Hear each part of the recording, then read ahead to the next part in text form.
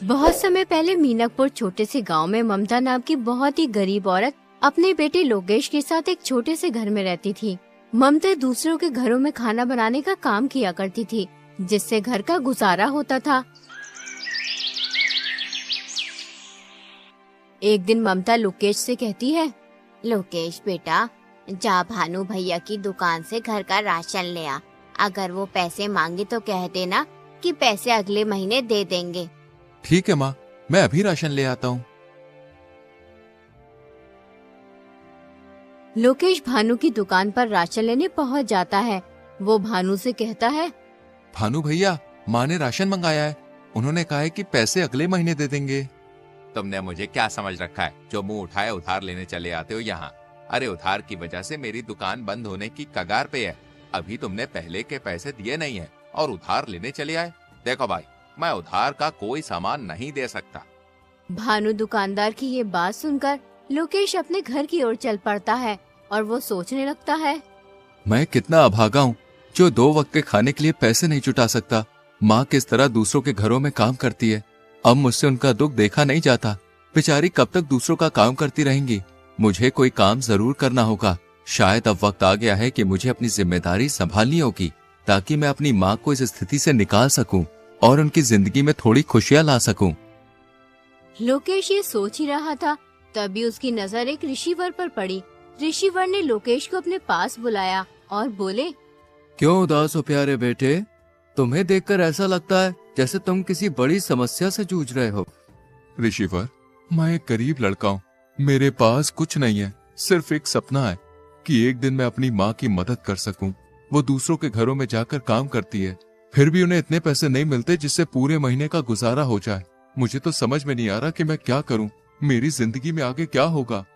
तुम्हारे मन में जो सपना है वो एक दिन जरूर पूरा होगा बेटा। तुम बड़े तकदीर वाले हो। तुम्हारा भाग्य बहुत उज्जवल है। बहुत ही जल्दी ऐसा वक्त आएगा जब हर किसी की जुबान पर सिर्फ तुम्हारा नाम होगा। लेकिन मैं तो केवल एक साधारण सा लड़का हूँ। मेरे पास तो साधन भी नहीं है और ना ही मैं कोई राजा हूँ। फिर हर किसी की जुबान पर मेरा नाम क्यों होगा स्वामी? मैं समझ नहीं पा रहा हूँ कि आप क्या कहना चाहते हैं। इस संसार में हर एक व्यक्ति की कहानी अनोखी होती है और तुम्हारी कहानी अभी शुरू हुई है। इतना कहकर ऋषिवर वहाँ से चले जाते हैं। लोकेश को उनकी कोई भी बात समझ नहीं आती है और फिर लोकेश भी अपने घर चला जाता है। बेटा, तू खाली हाथ क्यों चला आया?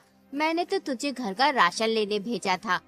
माँ, भानु भैया ने उधार राशन देने के लिए मना कर दिया है। वो कह रहे थे कि मैं तुम्हें और उधारी नहीं दे सकता। तुम्हारे ऊपर पहले के ही बहुत पैसे हैं। कोई बात नहीं बेटा, मैं आज मालकिन से पैसे लेकर आऊंगी। तू भानु का हिसाब कराना। जा तू खाना खा ले। माँ, मैं खाना बाद में खाऊंगा। आप पहले मुझे एक बात बताओ। जब मैं रास्ते में आ रहा था तो मुझे एक ऋषिवर मिले थे। वो कह रहे थे कि मैं बहुत तकदीर वाला हूँ। कुछ ही दिनों में हर किसी की जुबान पर मेरा ही नाम होगा। मैं तो उनकी बात समझ ही नहीं पाया। अगर तुम्हें कुछ समझ में आया तो तुम मुझे बताओ माँ। क्या सच में उन्होंने ऐसा कहा? हाँ माँ, उन्होंने ऐसा ही कहा। बेटा, जब तेरा जन्म हुआ था तब भी एक ऋषि ने मुझसे कहा था कि ये तेरा बेटा बहुत भाग्यशाली है, बड़ा होकर ये राजकुमार बनेगा। लेकिन मैंने उनकी बात पर कुछ ध्यान नहीं दिया था। माँ, ये सब फिजूल की बातें हैं। भला एक गरीब माँ का बेटा राजकुमार कैसे बन सकता है? राजकुमार तो राजा का बेटा बनता है। तुम सही कहते हो लोकेश, लेकिन कभी कभी ये भविष्यवाणी सच भी हो जाती है। मैंने खुद अपनी आंखों से भविष्यवाणियों को सच होते हुए देखा है। हमारे गांव में सुनीता नाम की एक औरत ने एक बेटी और बेटे को जन्म दिया था। उन बच्चों की खुशी में उस औरत के पति महेंद्र ने आसपास के सभी गांवों में दावत की थी। वो औरत भविष्यवाणी में बहुत विश्वास करती थी, इसलिए उसने अपने बच्चों का भविष्य पूछने के लिए एक ऋषि को बुलाया। उस ऋषि ने उससे कहा, मैं तुम्हें इन बच्चों का भविष्य नहीं बता सकता और तुम्हारे लिए भी यही बेहतर होगा कि तुम कभी भी इन बच्चों का भविष्य जानने की कोशिश मत करना, वरना तुम्हारा ये खुशहाल जीवन पल भर में दुख में बदल जाएगा। लेकिन ऋषिवर, ऐसा क्या है इन बच्चों के भविष्य में जो आप हमें बताना नहीं चाहते? हमने तो ऐसा कोई पाप नहीं किया है जिसकी सजा इन बच्चों को मिले। कितनी दुआओं के बाद ईश्वर ने हमें ये 2 जुड़वा बच्चे दिए हैं। कृपया करके आप मुझे बताएं, इन बच्चों के भविष्य में क्या लिखा है? ठीक है, अगर तुम अपने बच्चों का भविष्य जानना चाहती हो तो सुनो। तुम्हारा ये बेटा बड़ा होकर अपनी जुड़वा बहन से शादी करेगा। ऋषि की ये बात सुनकर सुनीता के होश उड़ गए। ऐसा कैसे हो सकता है ऋषिवर? भला एक भाई अपनी बहन से कैसे शादी कर सकता है? मैं ये भविष्यवाणी नहीं मानता। तुम झूठ बोल रहे हो। मैं आपकी बातों पर विश्वास नहीं कर सकता। अगर बेटा तुम्हें मेरी बातों पर विश्वास नहीं तो कोई बात नहीं, जब समय आएगा तो तुम सब खुद देख लोगे। इतना कहकर ऋषिवर वहाँ से चले जाते हैं।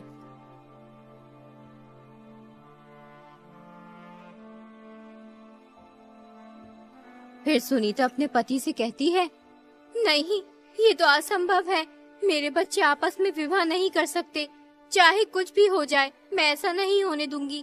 मुझे अपनी बेटी को मरवा देना चाहिए, तभी ये भविष्यवाणी गलत साबित होगी। तुम ये क्या बेहुदा बात कर रही हो? उस आदमी की बातों में आकर तुम इस मासूम की जान लेना चाहती हो? कितने वर्षों बाद ईश्वर ने हमें औलाद का सुख दिया और तुम कह रही हो कि हम इस मासूम बच्ची को मरवा दें? मैं ऐसा नहीं करना चाहती, लेकिन हमें इन भविष्यवाणियों को हल्के में नहीं लेना चाहिए, क्योंकि ये भविष्यवाणियाँ मेरे जीवन में एक महत्वपूर्ण भूमिका निभाती आई हैं। कई बार ऐसा हुआ है, जब मैंने इनकी अनदेखी की है तो मुझे इसका नुकसान उठाना पड़ा। हमें इन भविष्यवाणियों को गंभीरता से लेना चाहिए, क्योंकि ये सिर्फ शब्द नहीं है, बल्कि हमारे भविष्य के संकेत हैं। इसलिए इस भविष्यवाणी को नजरअंदाज करना हमारे लिए सही नहीं होगा। देखो सुनीता, हमें समझदारी से सोच समझकर ही कोई कदम उठाना चाहिए। बताओ, अब हमें क्या करना होगा? तुम इस बच्चे को कहीं दूर ले जाकर मार दो। हमें ना चाहते हुए भी ऐसा करना ही होगा। इसी में हमारी भलाई है। अगर भविष्यवाणी सच हो गई तो अनर्थ हो जाएगा। ठीक है, जो आज तक किसी ने नहीं किया वो मैं करूँगा। अपने ही हाथों से अपनी बच्ची की जान लूंगा। तुम इस बच्ची को किसी कपड़े में लपेट दो, जिससे मुझ पर किसी को शक ना हो।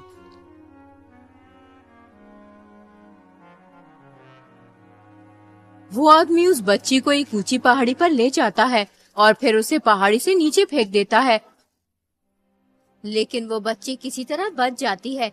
एक अमीर आदमी उस जगह से गुजर रहा होता है, तभी उसकी नजर उस बच्ची पर पड़ती है। अरे वाह, कितनी प्यारी बच्ची है। लेकिन ये बच्ची इस जंगल में क्या कर रही है? इसे यहाँ पर कौन छोड़कर गया होगा? मुझे इसे अपने साथ लेके जाना चाहिए, वरना इसे कोई जंगली जानवर खा जाएगा। वो अमीर आदमी उस बच्ची को अपने घर ले जाता है। अरे कहाँ हो भाग्यवान, जरा जल्दी इधर आओ। ये देखो मेरे साथ कौन आया है। अरे ये किसका बच्चा उठा लाए हैं आप? मैं क्या तुम्हें कोई बच्चा उठाने वाला दिखाई देता हूँ? अरे नहीं, मेरा मतलब वो नहीं जो आप समझ रहे हैं। मेरे कहने का मतलब ये है कि तुम्हें ये बच्चा कहाँ से मिला? ये नन्ही परी मुझे पहाड़ियों वाले जंगल में मिली है। पता नहीं इसे वहाँ पर कौन छोड़ के गया था। मुझे इस बच्ची पर दया आई और मैं उसे उठा के ले आया।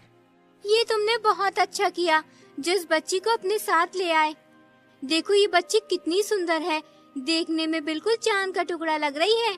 आज से ये बच्ची हमारे परिवार का हिस्सा है। हम इसे भी अपने बेटे सुहन की तरह ही पालेंगे। अब से हमारे एक नहीं बल्कि 2 बच्चे हैं। यूं ही कई वर्ष बीत जाते हैं। अब वो दोनों भाई बहन बड़े हो चुके होते हैं। अपने बेटे को जवान होता देख सुनीता और उसका पति बहुत खुश होते हैं कि भविष्यवाणी गलत साबित हुई, लेकिन होना तो वही था जो तकदीर में लिखा था।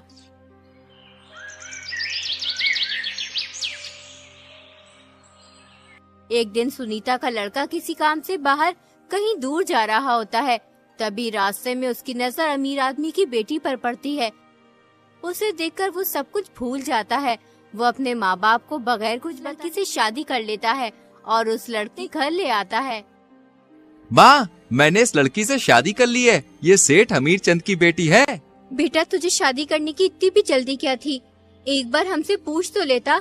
आखिर हम तेरे माता पिता हैं। हमने तुझे पाल पोस कर इतना बड़ा किया है, इसलिए हमारा भी हक बनता है कि तेरे सुख दुख में साथ रहें।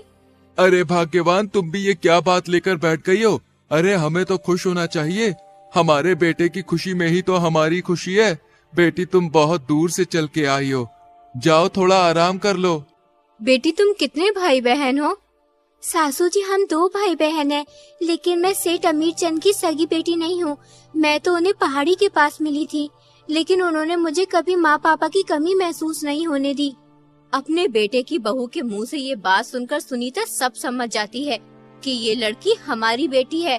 वो इस बात को अपने पति महेंद्र को भी बताती है कि भविष्यवाणी सच साबित हुई। ये बात किसी तरह सुनीता के बेटे को भी पता चल जाती है कि जिस लड़की से उसने शादी की है वो उसकी सगी बहन है, इसलिए वो अपनी जान ले लेता है और फिर वो लड़की भी मर जाती है। ये तो बहुत बुरा हुआ। इस बात को सुनकर मुझे पूरा विश्वास हो गया कि भविष्यवाणियां सच होती हैं। हमें इन्हें हल्के में नहीं लेना चाहिए। हाँ बेटा, मैं तुझे यही समझा रही थी कि इन भविष्यवाणियों को झूठ समझने की कोशिश मत करना। इसका मतलब वो ऋषिवर सच कह रहे थे कि मेरे मन में जो सपना है वो एक दिन जरूर पूरा होगा और बहुत जल्दी मेरा भाग्य उज्जवल होगा। उसके बाद हर किसी की जुबान पर सिर्फ मेरा नाम होगा।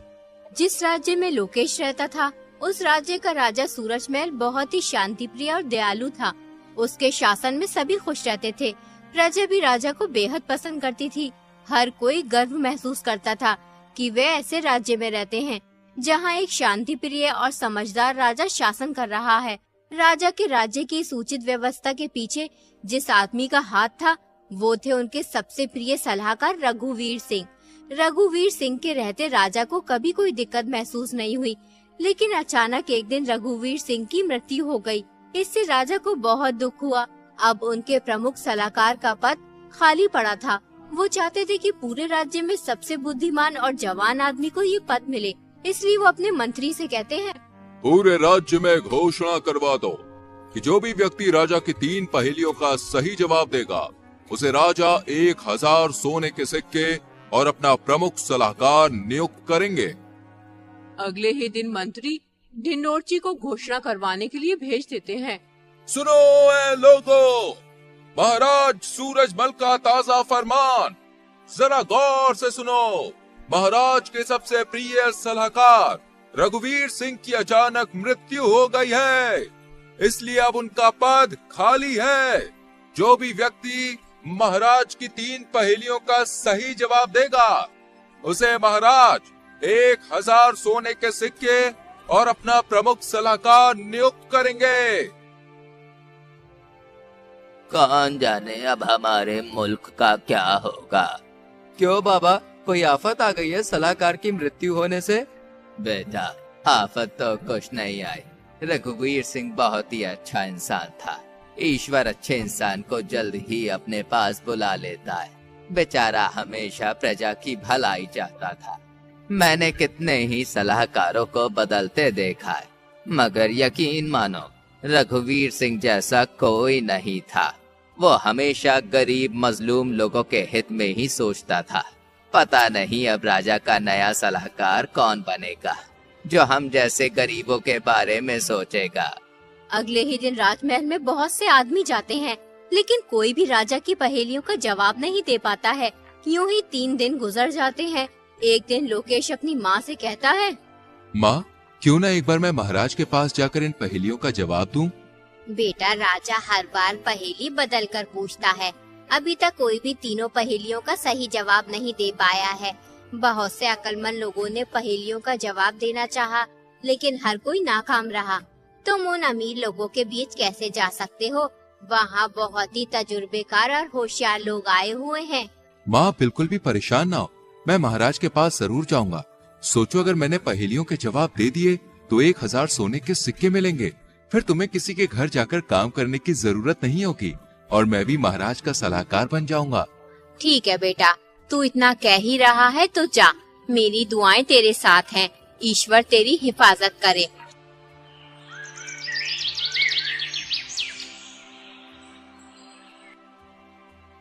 अगले दिन लोकेश राजमहल पहुंच जाता है। महाराज उससे पूछते हैं, तुम यहाँ किस लिए आए हो? महाराज, मैं यहाँ आपकी पहेलियों का जवाब देने आया हूँ। अभी तक कोई भी मेरी पहेलियों का जवाब दे नहीं पाया। तुम समझदार लगते हो, जवान भी हो, शायद तुम मेरी पहेलियों का जवाब दे सकते हो। जैसा कि तुम शर्त जानते ही हो, जो भी पहेलियों का सही जवाब देगा वो मेरा सलाहकार बनेगा और उसे इनाम में 1000 सोने के सिक्के दिए जाएंगे। ठीक है महाराज, मैं आपकी पहेलियों का जवाब देने के लिए तैयार हूँ। तो बताओ, तुम्हारे अनुसार सबसे बड़ा धन क्या है? महाराज, सबसे बड़ा धन संतोष है। जब मन शांत होता है तो इंसान सबसे अमीर होता है। बहुत खूब, अब दूसरे सवाल का जवाब दो। जीवन में सबसे बड़ा ज्ञान क्या है? महाराज, जीवन में सबसे बड़ा ज्ञान ये है कि खुद को जानना और समझना। जब हम अपने आप को पहचानते हैं तब हम दूसरों को भी समझ पाते हैं। सही उत्तर। अब तीसरा और आखिरी सवाल, सच्ची मित्रता का अर्थ क्या है? महाराज, सच्ची मित्रता वो है जब एक मित्र दूसरे की खुशियों में खुश और दुखों में दुखी होता है, बिना किसी स्वार्थ के। बहुत अच्छे, तुमने तीनों सवालों के सही जवाब दिए हैं। तुम वाकई में बुद्धिमान हो। आज से तुम मेरे सलाहकार हो। मंत्री, इसे 1000 सोने के सिक्के दे दिए जाए। कल से तुम अपना पद संभालोगे। लोकेश 1000 सोने के सिक्के लेकर अपने घर चला जाता है। लोकेश को देखकर ममता बहुत खुश होती है। वो लोकेश से कहती है, बेटा, जब से तू गया है तब से ही मैं तेरे लिए दुआ कर रही थी कि तू कामयाब हो, और ईश्वर ने मेरी दुआ सुन ली। अब हमारी सारी मुसीबतें दूर हो जाएंगी। हाँ माँ, अब तुम्हें किसी भी चीज की चिंता करने की जरूरत नहीं है। आज से तुम्हें दूसरों के घरों पे जाकर काम करने की भी कोई जरूरत नहीं है। बेटा, मेरी पूरी जिंदगी दुख और तकलीफों में कट गई। आज सालों बाद तूने मुझे ये खुशी दिखाई है। अगर आज तेरे पिताजी जिंदा होते तो बहुत खुश होते। पूरे राज्य में ये बात फैल जाती है कि ममता का बेटा राजा का सलाहकार बन गया है। सब बहुत खुश होते हैं क्योंकि लोकेश बहुत ही समझदार और नेक लड़का था। एक दिन लोकेश महल से अपने घर जा रहा होता है। तभी रास्ते में दो भाई एक घोड़ी के बच्चे के ऊपर झगड़ते हुए दिखाई देते हैं। लोकेश उनके पास जाकर बोला, आखिर तुम दोनों लड़ क्यों रहे हो? जिस आदमी को तुम मेरे सामने खड़ा देख रहे हो, ये मेरा बड़ा भाई है। ये एक नंबर का झगड़ालू इंसान है। ईश्वर इसे गारत करे। हमारे पिताजी जो भी छोड़कर मरे थे, हमने उसे आपस में बांट लिया। मेरे हिस्से में घोड़ी आई थी, उस घोड़ी ने एक बच्चा दिया। ये बेईमान इंसान उस घोड़ी के बच्चे को अपना बता रहा है। जरा आप इसे समझाइए। जब बच्चा मेरी घोड़ी ने दिया तो वो घोड़ी का बच्चा मेरा हुआ या इस बकबक का? ये नामुराद झूठ बोल रहा है। सालों से ये अपनी घोड़ी को मेरी जगह में बांधता हुआ आ रहा है और इसकी घोड़ी ने बच्चा मेरी जमीन पर दिया है, इसलिए वो घोड़ी का बच्चा मेरा हुआ। जो चीज जिसकी जमीन पर पैदा होती है वो उसी की हो जाती है। लोकेश समझ गया ये दोनों पागल हैं, इसलिए वो उनसे बोला, तुम्हारी समस्या तो बहुत गंभीर है। तुम्हें राजा के पास जाना चाहिए, वो ही तुम्हारा फैसला कर सकते हैं। तुम सही कह रहे हो, हमें राजा के पास जाना चाहिए, वरना ये झगड़ालू इंसान कुछ उल्टा सीधा न कर बैठे। अगले दिन दोनों भाई राजा के पास पहुंच जाते हैं और राजा को अपनी सारी बात बताते हैं। राजा लोकेश से कहते हैं, इस समस्या का हल तुम करो लोकेश। वो दोनों भाई लोकेश को पहचान लेते हैं, लेकिन राजा के सामने उनकी बोलने की हिम्मत नहीं होती, इसलिए वो चुपचाप खड़े रहते हैं। देखो, जगह से घोड़ी और बच्चे का कुछ भी लेना देना नहीं है। जिसकी घोड़ी है बच्चा भी उसी का है, लेकिन तुम्हें अपने बड़े भाई की जगह में घोड़ी बांधने का हर्जाना देना होगा। तुम्हें उसे एक सोने का सिक्का देना होगा। दोनों भाई लोकेश का फैसला सुनकर खुशी खुशी अपने घर चले जाते हैं।